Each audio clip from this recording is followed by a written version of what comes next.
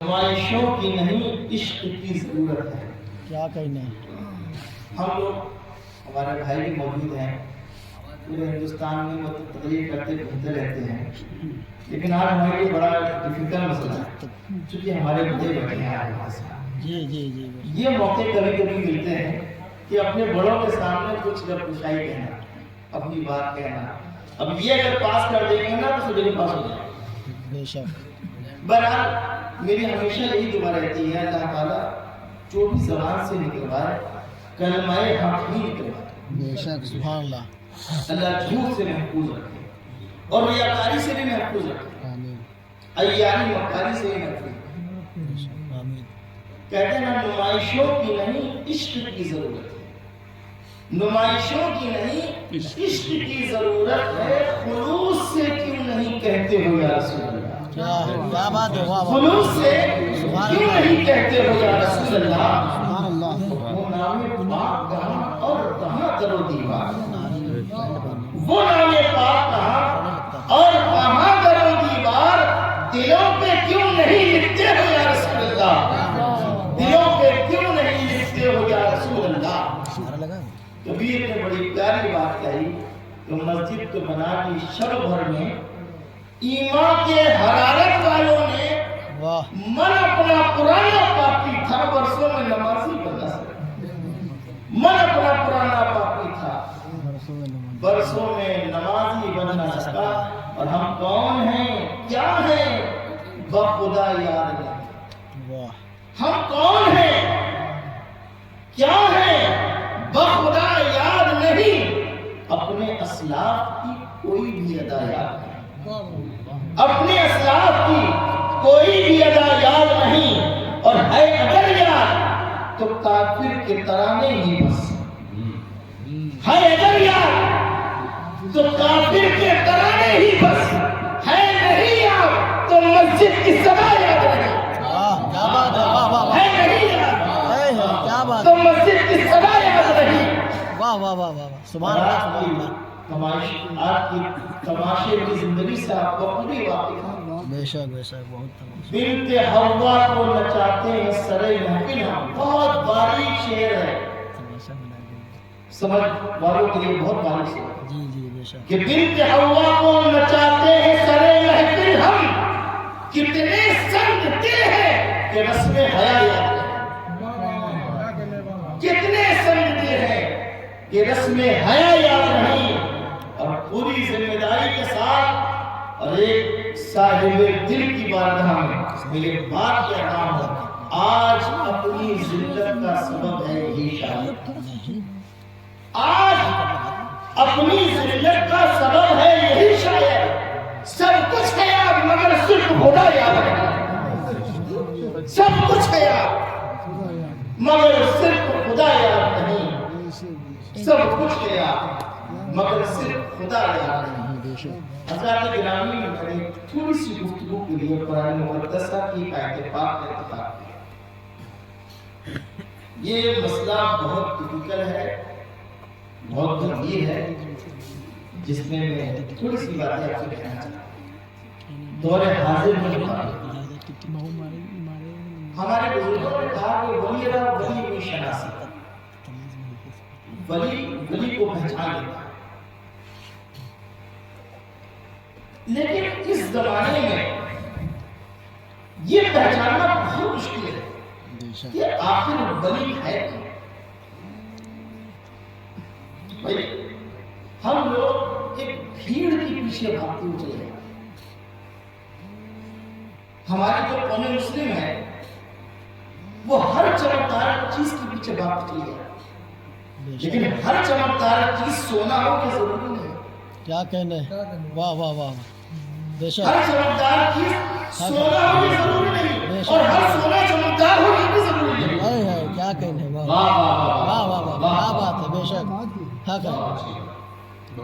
خاک میں مل گئے نگینے لوگ، حکمراں بن گئے کمینے.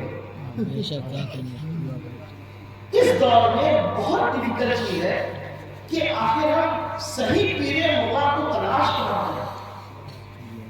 بھائی جب تک قیامت نافذ نہ ہو جائے گی، حضرت منصور سور نہ پھوٹے، ذرا بڑھ کر کوئی منصور کو آواز دے دیتا، نہیں گونجا فضا میں نعرہ مستانہ برسوں سے، اس وقت تک ولایت کے دروازے بند نہ ہوتے۔ لیکن آج کے دور میں ولی ہے کون؟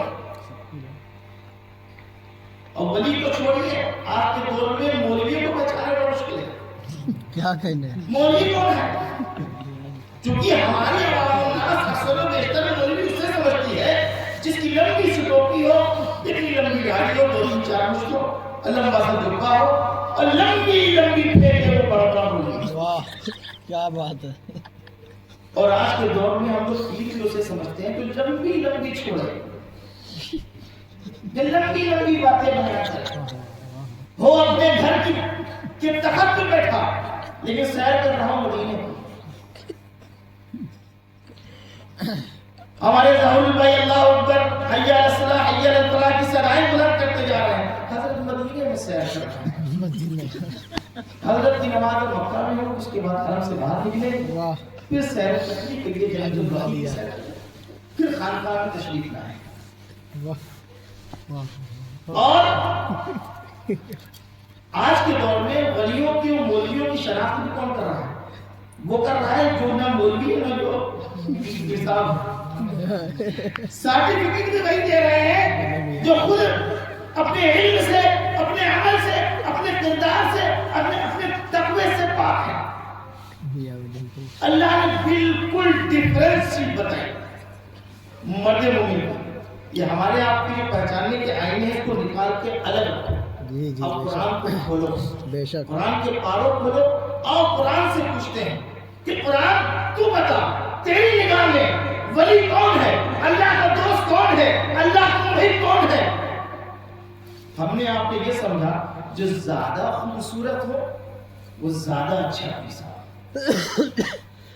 سارے نکال بڑے گورے گورے ہیں، دانش میاں بڑے چکنے چکنے ہیں، یہ بہت اچھے پیر صاحب، بڑے خوبصورت ہیں۔ اللہ نے حسن کی بنیاد پر ولایت نہیں عطا کی۔ بے شک حسن کی بنیاد پر ولایت نہیں عطا کی۔ کیا کہتے اگر حسن کی بنیاد پر ولایت عطا ہوتی تو جتنے فلم اسٹار ہیں سب ولی بن گئے ہوتے۔ واہ کیا کہنے ان سے زیادہ پیاری اسکن کسی کی نہیں ہوتی۔ کیا بات ہے۔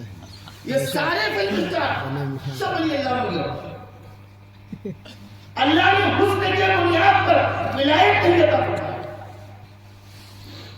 دوسرا ہم لوگوں نے یہ سمجھا کہ جس پیر صاحب کی حویلی بہت بڑی ہو، جس پیر صاحب کی خانقاہ بہت بڑی ہو، سمجھ جاؤ وہ بہت ٹراٹر والا پیر صاحب۔ ہم نے دولت کی بنیاد پر ولایت کو پہچاننے لگے، پیر مغان کو پہچاننے لگے۔ ہم لوگ کو کوئی بولنے نہیں دیتا ہے، کہاں بکیاں چھڑ کرتے ہیں۔ ابھی صحیح بات ہے۔ ہم لوگ تو وہاں معمول بولتے ہیں، بہت کم ایسے موقع ملتے ہیں ہم لوگ۔ یہ ہماری بھائی کی ذرہ نوازی ہم کو بلا دی۔ دولت کی بنیاد پر ولایت نہیں عطا ہوتی۔ اگر دولت کی بنیاد پر ولایت عطا ہوتی تو قارون، نمرود، شداد سے بڑا کوئی ولی اللہ نہیں ہوگا۔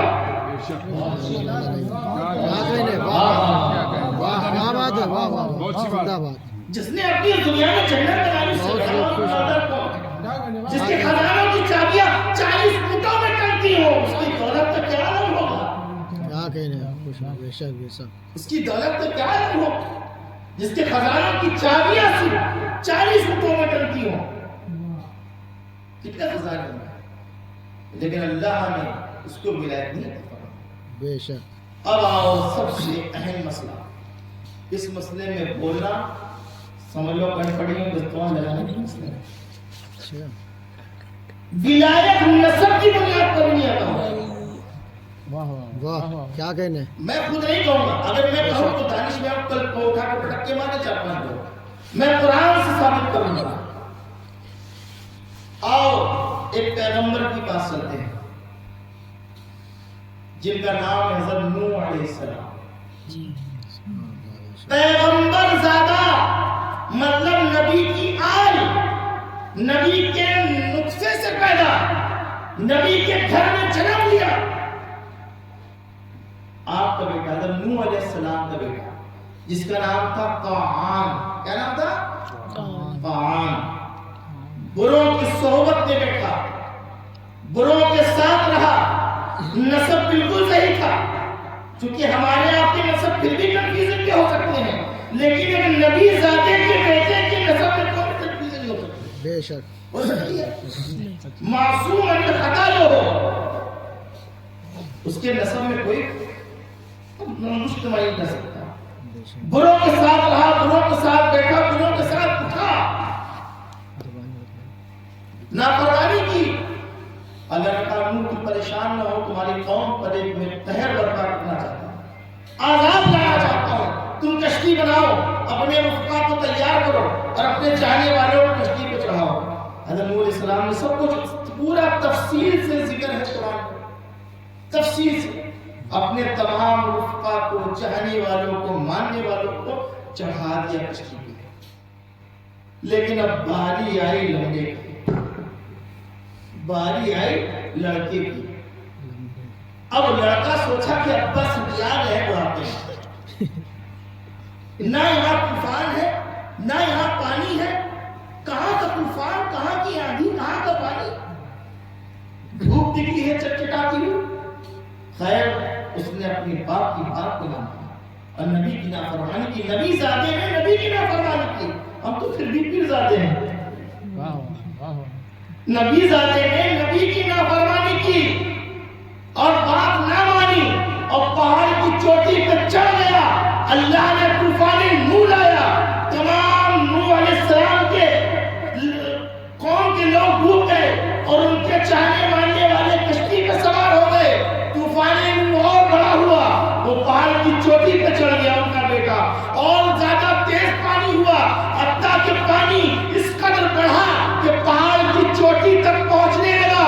جب نوح علیہ السلام کا بیٹا ڈوبنے لگا، جب نوح علیہ السلام کا بیٹا ڈوبنے لگا، حضرت نوح علیہ السلام نے اپنے بیٹے کو جب ڈوبتے ہوئے دیکھا تو کہا، اے پروردگار عالم، میرا بیٹا ڈوب رہا ہے، اسے بچا لے۔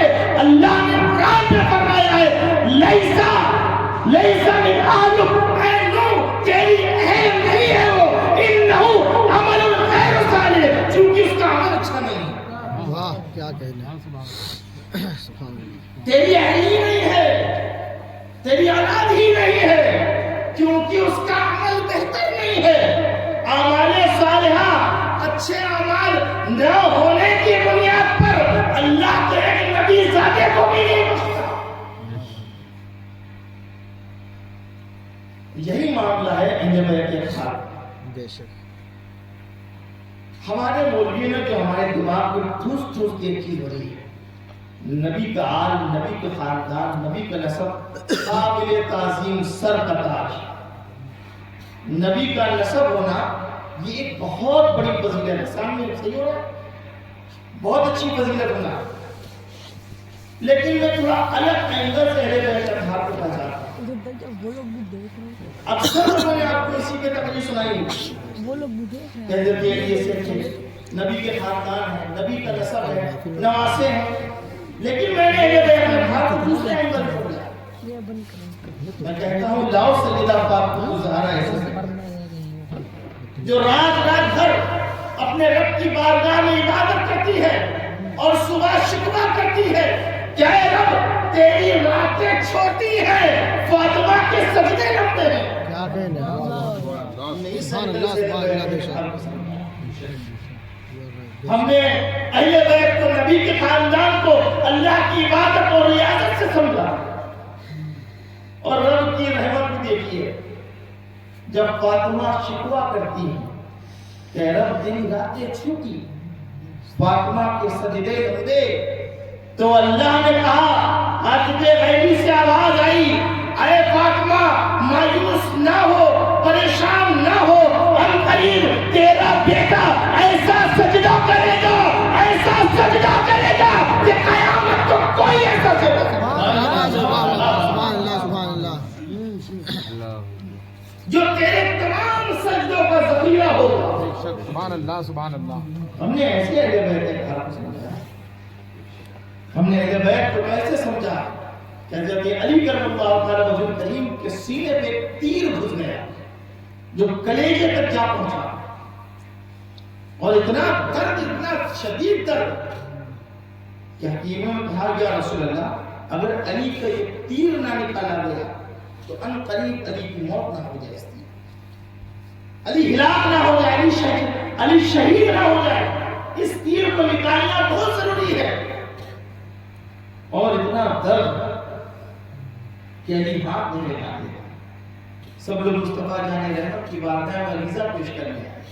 مصطفیٰ جان رحمت مسکراتے ہیں اور کہتے ہیں ٹھیک ہے، پریشان نہ ہو، میرے علی کو نماز میں جاری دو۔ واہ کیا کہنے، سبحان اللہ۔ میرے علی سینے کو ہاتھ نہیں لگانے دیتا ہے نا، بڑی تکلیف ہوتی ہے، بڑا درد ہوتا ہے، اس کو نماز میں جاری دو۔ جب مولا کائنات نماز میں گئے، حکیموں نے وہ تیر نکالا اور وہ اتنا پھنسا ہوا تھا، اتنے جھٹکے سے ایک نہیں، تین نہیں، چار نہیں، روایتوں میں آیا ہے کہ 18 جھٹکے دے کے وہ تیر نکالا گیا۔ حکیم کہتا تھا ایسا نہ ہو کہ علی کا دل تیر کے پھنے میں ٹکا ہوا نکل آئے، لیکن مولا کائنات کو احساس بھی نہیں ہوا، درد کا احساس بھی نہیں ہوا۔ ہم نے اہل بیت اطہار کو نبی کے نسب سے بھی سمجھا ہے اور اللہ کی عبادت و ریاضت سے بھی سمجھا ہے۔ سبحان اللہ بے شک بے شک۔ ہم نے اہل بیت اطہار کو ایسا سمجھا ہے۔ امام زین العابدین کے بارے میں بتا، جب کربلا کے بعد آپ نے جنگلوں کی طرف رخ کیا، آپ جنگلوں کی طرف نکل گئے، امام عالی مقام کی یاد میں جنگلوں کو رخ کیا، جب وہاں عبادت و ریاضت کرنے لگے تو شمر بن جوشم جس نے امام علی مقام کو پہلا تیر مارا تھا، جب مختار الثقفی نے اس کو دوڑایا تو دوڑتا جنگل کی طرف پہنچ گیا تو دیکھا ایک خیمہ لگا ہے جس میں اللہ کا ولی عبادت کرتا ہے۔ ایسے ہوتے ہیں اللہ کا ولی عبادت کرتا، کانپتا مرتا کیا نہیں کرتا۔ خیمے کا پردہ ہٹایا اور کہا حضرت میں بہت پیاس ہے، کون پانی مانگ رہا ہے؟ جس نے معصوم اصغر کو بھی پانی نہیں پینے، جس نے علی اکبر کی جوانی برباد کر دی، محمد کا گھرانہ بکھیر دیا۔ جب اس کی نگاہ پڑتی ہے چراغ کے جھروسے سے تو دیکھتا ہے یہ شخص جو عبادت اور ریاضت میں مصروف ہے، یہ تو امام زین العابدین ہے۔ ارے ان سے پانی مانگے تو کیسے مانگے؟ ان کے پورے خاندان کو پانی نہیں پینے دیا ہم نے، لیکن مرتا کیا نہیں کرتا۔ آخری سانسیں تھی، کہا حضرت اگر ایک کٹورا پانی مل جاتا۔ امام زین العابدین ضعیف ہو گئے تھے، اپنی لاٹھی سے رکھ کر اور تھرتھراتے ہوئے اٹھتے ہیں اور گھڑے کے پاس ٹھنڈا ایک پانی کا کٹورا لاتے، شمر بن جوشم کے ہاتھ میں رکھتے ہیں، وہ فوراً پی جاتا ہے گٹ گٹ گھوڑوں کی طرح۔ کہتا حضرت اگر ایک اور مل جائے تو ایک اور دیا آپ نے، پھر اس نے کہا حضرت ایک اور کٹورا مل جائے تو خوب سیراب ہو جاؤں گا۔ امام زین العابدین نے ایک کٹورا اور دیا، جب پیٹ بھر کے سیراب ہو گیا تو پھر حرام خوری سوچی۔ ہمارے صوفیہ کھانے کی طرف توجہ کیوں نہیں دیتے؟ فواد الفواد شریف میں حضرت نظام الدین اولیاء نے محفل سما ہونے سے قبل کھانا کم کھانے کی کیوں کہا؟ اور اکثر و بیشتر سلاسل میں سلسلہ چشتیہ میں محفل سما کے بعد کھانا کیوں ہوتا ہے؟ اس لیے ہوتا ہے کہ پہلے روحانی غذا سے سیراب ہو جاؤ، لیکن جب حلق تک کھاس لوگے تو روحانی غذا جائے گی کہاں؟ صرف ڈکارے آئیں گے اور جائے۔ خیر امام زین العابدین نے تیسرا کٹورا دیا تو اس کے جب حرام خوری سوچی تو اس نے کہا حضرت لگتا ہے کہ آپ نے پہچانا نہیں، آپ پہچان نہیں پائے۔ جب اتنا لفظ مکار ایار نے کہا امام زین العابدین کی آنکھوں سے آنسو جاری ہو گئے، آپ بچوں کی طرح بلک بلک کے رونے لگے، پھوٹ پھوٹ کے رونے لگے اور کہنے لگے اے بدبخت، جب تو نے میرا پردہ ہٹایا تھا تو تیرے جسم کی بدبو سے میں نے تجھ کو پہچان لیا تھا، تو کوئی اور نہیں، تو وہی ہے جس نے میرے حسین کو تیر مارا تھا، تو وہی ہے جس نے معصوم اصغر کو تیر مارا تھا، تو وہی ہے جس نے علی اکبر کی جوانی اٹھا دی تھی، تو وہی ہے جس نے محمد کے خاندان کو بکھیر دیا تھا۔ تو امام زین العابدین نے جب یہ کہا تو شمر بن جوشم نے کہا حضرت جب آپ سب جان گئے تھے، سب پہچان گئے تھے تو پانی میں پانی پلا کے جا رہے ہیں، پانی میں پانی پلا کے جا رہے ہیں، اس کے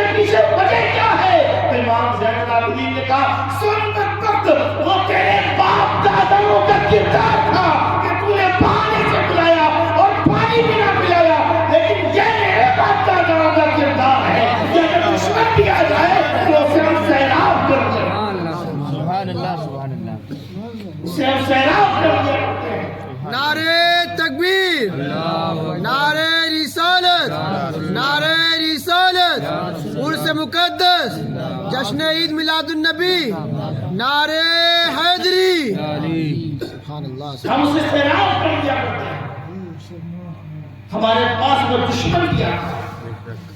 خیر بتانے کا مقصود یہ ہے اللہ نے ولایت کی جو بات ڈور رکھی ہے وہ کہاں رکھی ہے؟ قرآن کہتا ہے ان اکرمکم، اکرم کہتے ہیں عزیز، پیارا، دوست، ولی۔ اللہ کہتا ہے ان اکرمکم، بے شک میرے نزدیک، آپ کے ہمارے نزدیک نہیں۔ اگر آپ ہم لوگ ڈھونڈنے لگے گے نا تو کونوں ولی نہیں ملے گا۔ ہاں سن بھائی کیا ہوگی، اگر یہ قرآن ہاتھ میں لے کے بھی کہیں کہ ہمارے گھر میں ولی ہے تو ماننا پڑے گا ان کے والد کا ولی ہے۔ ہاں اگر یہ قرآن ہاتھ میں لے کہیں کہ میرے گھر میں محبوب اللہ بھی ہے تو بھی ماننا پڑے گا ان کے چچا کا نام محبوب اللہ۔ تو نام بھی ایسے رکھو کہ نام مانو تو بھی ماننا پڑے گا۔